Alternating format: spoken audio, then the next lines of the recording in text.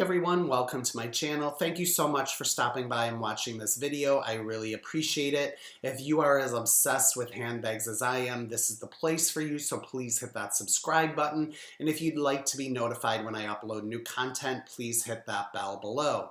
Today I'm going to be doing a review of the Mlouye, I think that's how you say it, the Mlouye Naomi bag. Mlouye, I think they're a fairly new company. I didn't know much about them. I still really don't. I started seeing sponsored ads for them pop across my Instagram, and so I thought for months, oh, I should check them out. Well, I finally have. I got the Naomi. I'm going to talk about why I got it, and I'm going to do a review of it, and I'm going to tell you why I don't like it, and I'm selling it. So let's just dive right in. So this is the bag. This is in the ivory color. They have a bunch of different patterns, I would say, rather than colors, and I'll tell you for why. First of all, it's got ivory on the front and on the back, and then it's got this gray on the bottom and the sides, and it's got a brown top handle and shoulder strap. So it comes in several different patterns and different colors.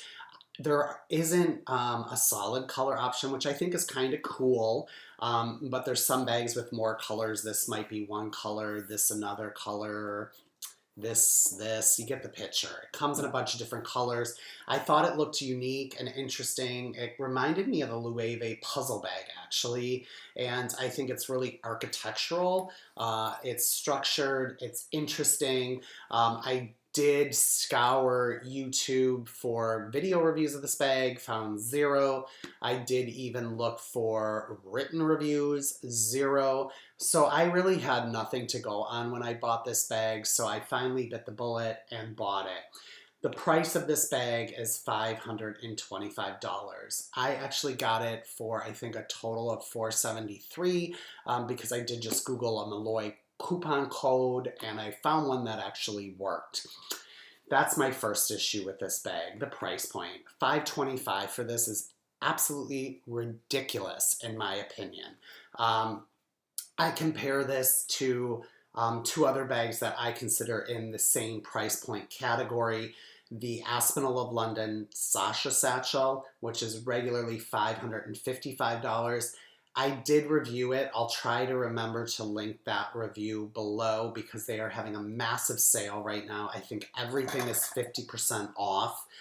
So if you're interested, go to Aspinal and get it now. You'll save a bunch of money. And then the Senreve Mini Maestra, and I think that's $625 or $645. I can't remember. I should have looked before this video, but it's in that $600 to $650, $675 even range. Oh gosh, I'm so sorry.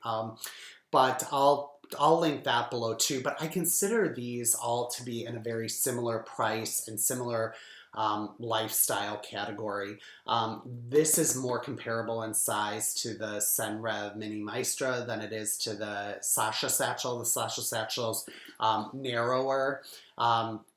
But the reason I'm comparing them is because the quality is just astronomically different and better with Aspinal and Senreve. And we're talking a 25% hop to the Sasha Satchel and, you know, 100, 150 hop to the Mini Maestra. And for me, I would pay 100, 150 more for a bag that is of absolute higher quality. And it is of absolute higher quality than this bag. And hopefully I'll be able to show you that as I go through it.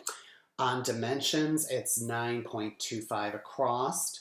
On the length, the height is 6.3, and the width from here to here is 3 inches. It does have a broader width in the middle of the bag because of this protruding angular part here, which I think is really interesting. So it's a good size. It held everything I needed to run errands a couple times and to go to lunch with a friend. So no issues there. Everything I needed fit. And again, it just looks really cool. My friend actually said, oh, that's a cool bag. And then I kind of bitched about it and said, well, not really. Here's why. So that's why I'm doing this review, because if anybody else is interested in this bag, I wanted you to at least have something to consider before you make your purchase. So let's talk about the outside. So it does have this top handle here, again in light brown, and it has a shoulder strap also in light brown. These are detachable, so you obviously don't have to have them both attached at the same time like I do. The reason I did is because I just really can't be bothered by attaching and unattaching in this review, because I just want to tell you why I hate this bag and be on my merry way. But they're really easy to attach and unattach, and I'll show you how that works in a bit. But it does have the top handle. It does have a nice, strong magnetic closure. I don't think it's too strong. It's certainly not too weak, so that's great. Then on the bottom, it doesn't have feet.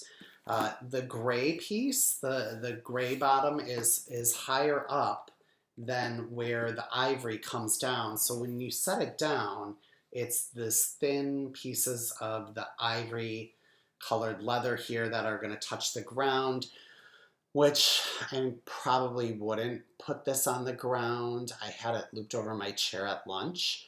But if you did, I don't know how I would feel about white essentially being on a dirty ground. And is this going to get worn out and scuffed and basically become black? Ugh. It does not have a pocket on the back, which I think is probably good because it is structured, and I don't use leather pockets on the back anyway because I don't want to stretch the leather out. On the side, it does have Mlouye embossed there. That's the only branding on this bag, which I do like. But you can see here that after a few uses, it's a little bit wrinkly right here, and the same on the other side. And that's because, like, when you're carrying it, just by your natural movement, it kind of does this, and it can do this. So then I wonder, is this gonna warp over time and become kind of a sloppy mess? So, that's annoying. I'm not a leather quality expert or a metalworks expert, but to me, the quality of the leather and the materials does not warrant a $525 price tag. I would probably price this at $150, maybe $200. Again, I'm not an expert that knows how to price handbags, but when I'm just comparing to other bags I have at this price point, it's very beneath, in my opinion. So let's look on the inside. But first, actually, my other issue is the hardware. You can see it says Mlouye right there on the hardware. I can't tell if that is metal or plastic. I think it's got to be metal. It's $525. It's got to be metal. But I can't tell. Like, I tried tapping on them to see if I can tell.